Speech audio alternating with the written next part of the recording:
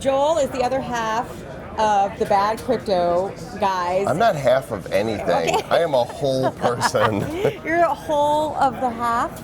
Well, there's two hosts, but we're both whole people. You're both holes. Yeah. I've been called worse. Yeah. You're both. I told you it's all downhill from here. I told you, yes. And I told you, and I was okay with that. So you and Travis have been doing a podcast for how long? Since July 2017, right before that last massive bull run kicked in. I mean, talk about timing. We started the show in an arena where there were other crypto shows, but they were all highly technical. And we came along, we thought, let's just take our conversations that we have. You know, we're marketers by trade. We've been in social media for years, and let's just bring our conversations to the public. And there was something about the timing of that and the tenor and tone of the show and, the whole bad attitude type vibe to it that just really resonated with people and still does. Would you say that the time that you guys got in just before everything kind of went downhill into the bear market and started descending, would you say that was actually an opportunity for you guys to grow? Or do you think it would have been different had we seen the continued growth over the last couple of years? Well, if we had seen the growth after the last bull run, then it would have been good for the show because more people would have kept listening. It's something that happens when the markets take a steep downturn. Did you see a drop when the markets did that? Absolutely, because think of the people, there's two types of people that are listening to blockchain shows in a very general sense. Those that are in it for the technology, for the long term, and those that are like, hey, can I make some quick money?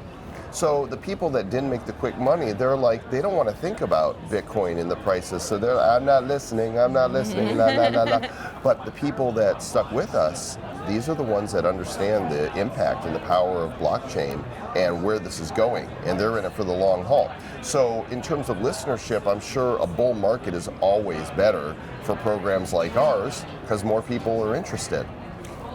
I would think it might have been easier over the last year and a half to get interviews because the interest waned a little bit. So you guys were able to really capitalize on some incredible interviews with governments of countries like Malta.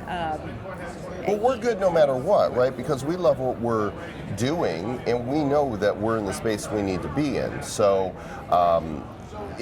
do we look at it as half full either way? Sure, if you have a ton of listeners because the market's roaring, it's great.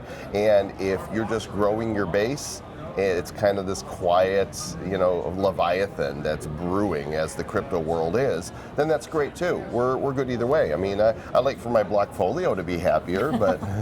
Mine too. Yeah. It was sad last year. It was like, it was crying every day. Sad 2 weeks ago. I mean, I pick up my phone and it's moist from tears. It's The tears from digital currency holders. Yes, I know. Some of those are mine. But you guys have now evolved. You've established yourselves as leaders in the podcast world in this space. Are we? I think so. Okay. Whether you like it or not, well, I think people actually really enjoy the blend of the humor, the sarcasm, the badness. We're not sarcastic. No. But also, that's all tied in with the information that people are getting, which is very, very useful.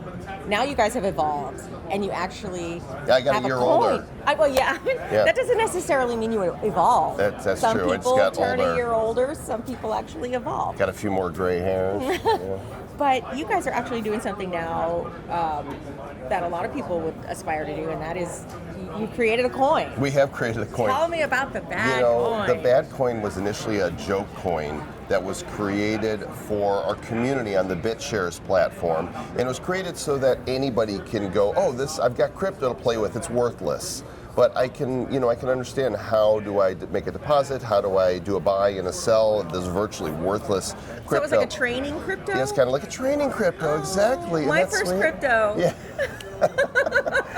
Fisher Price is my first crypto. My first crypto. I like that a lot. And that's exactly what it was. And we gave it to people just for writing us. Hey, write us, email us, and we'll send you 10,000 Badcoin. Do a review on iTunes, we'll send you 100,000 Badcoin. And the people were just like, yay, I've got Badcoin. And they just love the idea of it. So, and then we did an airdrop to everybody who had at least one bit share in their wallet, one BTS. So 49,000 people have Badcoin. But then Travis and I came up with this idea of what if there was a real Badcoin that solved the Bitcoin mining problem? Well, what's the Bitcoin mining problem?